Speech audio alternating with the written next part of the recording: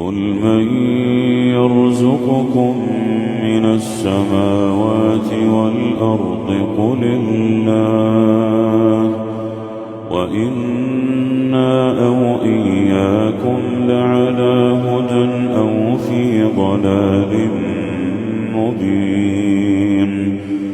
قل لا تسألون عما أجرمنا ولا نسأل عما تعملون